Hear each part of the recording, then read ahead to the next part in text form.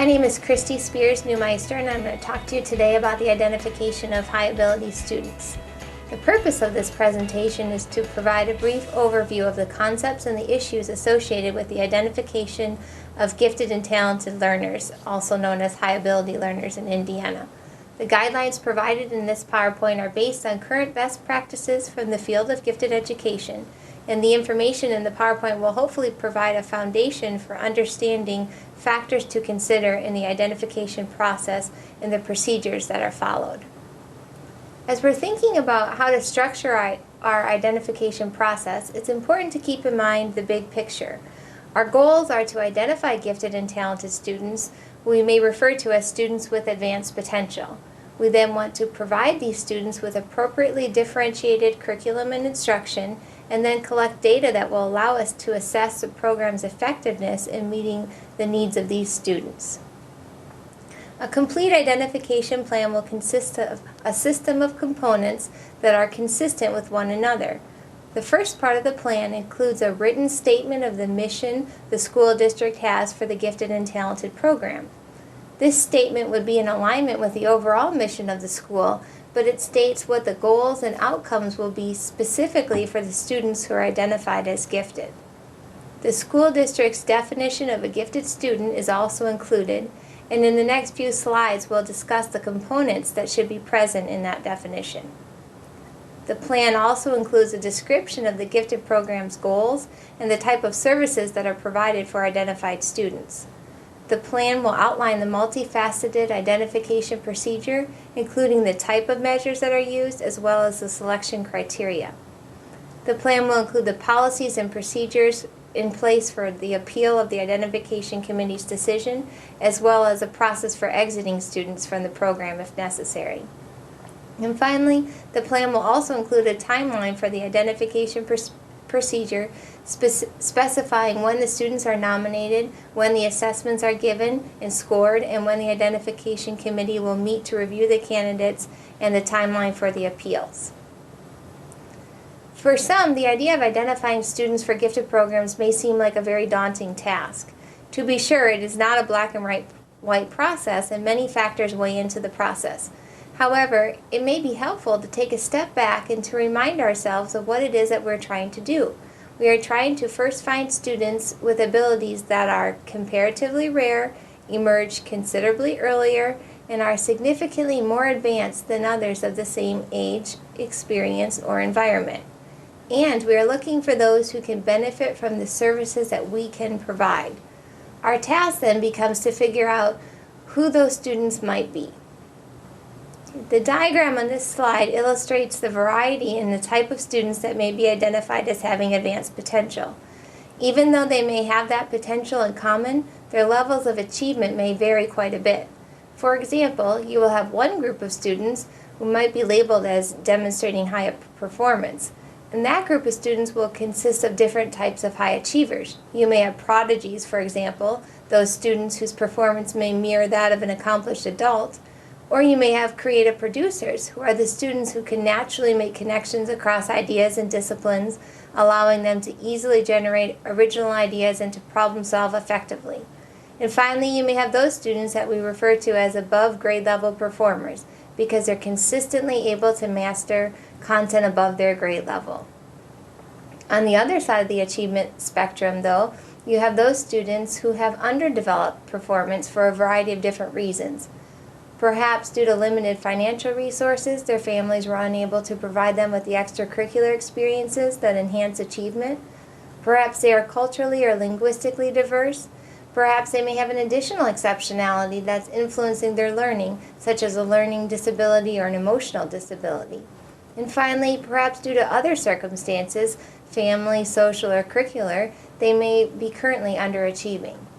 As we look at this diagram, it's readily apparent that despite having advanced potential, these students are quite different from one another, which speaks to the need to develop a range of services to meet their academic needs. Okay, in the identification process, we need to make sure that our definition, our identification process, and the services that we're providing are all in alignment.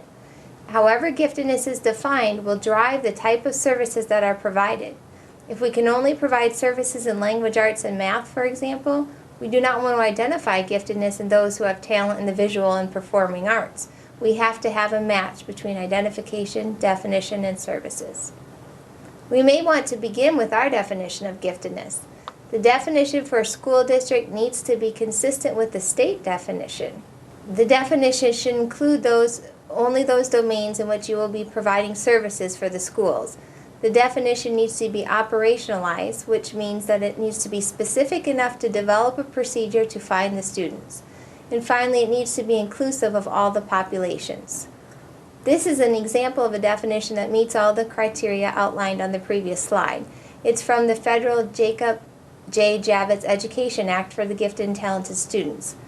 The first part of the definition you can see states that we're looking for children who perform at or show the potential to perform at an outstanding level of accomplishment. This is consistent with our discussion of students who may be demonstrating high achievement already, as well as those students who may have currently underdeveloped performance, but they still have that high ability. The definition states the domains that will be included, and the definition is inclusive of all cultural groups. Some people find that instead of starting with a definition and working forward to identify and then design the services, it's easier to start with planning what services you think you could offer and in what areas. Then based on the answer to those questions, you can decide how to define gifted in your district. This is kind of a chicken and an egg problem. In the end, what matters is simply that the definition, identification process, and service options are all in alignment. The process for identifying students needs to be multifaceted, so we have a more holistic view of each child's potential, and therefore we're less likely to overlook students. This process will consist of measures of both performance as well as measures of potential. Measures of performance will be indicators of advanced levels of achievement, such as norm-referenced achievement tests or a portfolio of work samples demonstrating accomplishment in the domains that are being served. Measures of potential, on the other hand, indicate the ability to do well in the areas being served. A common measure of ability would be an intelligence test. The data collected should include measures that are both quantitative in nature as well as qualitative. Quantitative measures typically are achievement tests or ability tests, and qualitative measures, on the other hand, are more descriptive in nature and provide more detail about the student's learning characteristics that are indicative of their advanced potential. Qualitative measures may include things such as teacher rating scales, portfolio submissions, or classroom observation data. A guideline is to follow at least 3 independent pieces of data: a measure of achievement, a measure of ability, and a qualitative indicator of either. Remember, the more information we have, the better accuracy we will have in identifying high-ability students. 2 types of quantitative measures are commonly used in the identification process. Screening measures are brief measures that may be administered to provide a general idea of a student's ability or achievement. Because they are brief, they are less reliable and less valid than the other measures that are more in-depth and are referred to as identification measures. Identification measures are more in-depth and provide a much more detailed, accurate assessment of a child's ability or achievement. These measures are designed with strong enough reliability and validity to be used in the identification of children for gifted programs. The user manual that accompanies the instruments will indicate whether or not a particular measure is appropriate for a screener or an identifier. The identification process that you follow may be a 1 or a 2-step process depending on the data that are available for all students.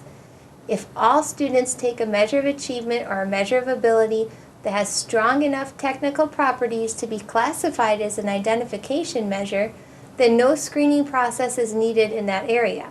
For example, if all the students take the Terra Nova, which is an achievement measure appropriate to identify gifted students, then you don't need a previously administered screening for high achievement. The identification process may be a 2-step process, though, if not all the students are going to be able to take the measure of achievement or ability that's strong enough to be classified as an identification measure. In this situation, a screening instrument would be given to all of the students first. then the top 20 to 25% of scorers on that screening measure would be administered the longer, more in-depth identification measure. The top scorers on the identification measure would then be identified as gifted. When you're interpreting the scores from the identification measures, it's important to avoid the use of strict cutoffs. This is because we know that test scores are not perfect indicators of a child's true ability or achievement. There's error associated with the score. Perhaps the child was hungry or tired or sick on the day of the test. Any of these factors may lead to a depressed test score. The standard error of measurement is a statistic reported for each test that estimates the average amount of error associated with the score. So when you're interpreting the test score, you need to consider the standard error of measurement. Let's think about an example. If we know that aptitude test A has a standard error measurement of 4, and the child's score on the test is 128, and our typical guideline for inclusion into the gifted program is 130, should that child be included in the program? Yes, because the child's true score, the score that's most representative of his or her true ability, may be higher than 128. Taking into account the standard error measure, it could be as high as 132, which is above the 130 guideline. Each test manual will report the standard error measurement for that instrument. When we use qualitative indicators, there are also some guidelines to keep in mind. We first need to make sure that we train teachers to recognize common characteristics of gifted students, as teachers frequently do not recognize giftedness in students. They may pay more attention to behavior and be more likely to recommend teacher pleasers for gifted services rather than students who are truly gifted but may exhibit characteristics that are not always positive, and thereby making them less endearing to the teachers. Teachers who have been trained to recognize both the positive and negative manifestations of giftedness tend to be more accurate in their referrals of students. We also want to make sure that the qualitative measures that we include specifically target the domains that we are providing services. For example, a checklist of behaviors related to leadership potential might well find students who are strong leaders. However, if the services that we're providing are only in the core academic content areas, well then this qualitative indicator of leadership is not useful to us. We must consider the strength of the qualitative measure as well. A 7-item checklist of behaviors will not hold as much weight in the decision-making process as a score on a norm reference test of ability. And finally, if more than one qualitative measure is used in the process, such as a teacher ratings list or a classroom observation report, take care that the information gathered is from different raters. Otherwise, it is not 2 measures of information, but rather the same person's opinion on the child submitted twice.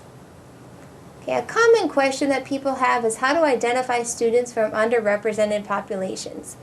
In the past, people thought that using nonverbal measures of ability would be the best way, a culturally fair way, to identify these students, as no language was necessary to do well on the exams. Research now shows us, however, that the 2 types of reasoning that are most correlated with academic success are verbal and quantitative reasoning. That is true regardless of our culture, race, or social economic status. All children need the same abilities, interests, motivation, and perseverance to do well in school.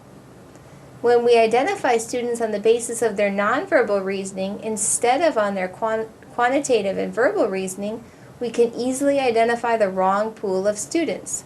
The graph on the slide shows the overlapping of these 3 types of reasoning skills that individuals have: verbal, quantitative, and nonverbal. 30 to 40% of the students will have similar abilities in all 3 types of reasoning. However, that means 60 to 70% of the students will not. Some students may have high nonverbal abilities, but not have correspondingly high abilities in either the verbal or the quantitative reasoning domains. These would be the green-only students. If your program serves high verbal reasoning, like language arts, and high quantitative reasoning, math, then students who are high in nonverbal reasoning and not also advanced in the other areas are not likely to be successful if your services are designed correctly. A nonverbal test may provide you with new names, but not necessarily the right students for the services that you can offer. The question then becomes, how do we find the students from underrepresented populations? We should consider using different norms rather than alternative assessments. We will want to use local norms instead of national norms. The use of national common norms is only appropriate when students have similar experiences. When the experiences are not the same, such as with an English language learning student and the native speaker, the comparisons are not valid. To illustrate why national norms may not be effective to use in identifying students, consider the following example. Let's assume we have an English language learning student who's been in the country for 3 years. She scores at the 80th percentile on a test of verbal reasoning. If we do not know that she's an ELL student, this score, while it's above average, is not remarkable enough to allow her to be identified as gifted. However, if we know she was able to do that well with only 3 years of exposure to the language, then suddenly that score is quite remarkable and very indicative of her giftedness in the verbal domain. This example, though, is such a reminder of the need for a range of services. Our ELL student will still need differentiation in terms of the pace of instruction, but she may not be ready to be placed in the same achievement grouping as native speakers who scored at the 95th percentile or higher. This slide indicates a few factors to keep in mind when identifying very young children. For young children, measures of aptitude or potential are very important. Children coming from impoverished backgrounds may not have had the enriching experiences prior to attending school. Therefore, their scores on achievement tests may be quite low despite their advanced potential. Measures of aptitude that are less dependent on experiences and more dependent on reasoning will better enable you to find more students with advanced potential. As noted earlier, teacher referrals may be less valid at the younger grades because of an inappropriate emphasis on good behavior as an indicator of ability and a lack of awareness of the negative manifestations of characteristics commonly associated with giftedness. At the middle and the high school level, there are some other tools that are useful in identifying gifted students. The Orleans-Hanna Algebra Prognosis Test will suggest students who are ready to take algebra at an earlier age. At the high school level, the College Board provides an AP potential tool that will predict, based on PSAT scores, which students are most likely to score a 3, 4, or 5 on the AP exams. This is a free measure available to everyone. Okay, we've covered a variety of concepts and issues related to the identification of gifted students. Thank you very much for listening.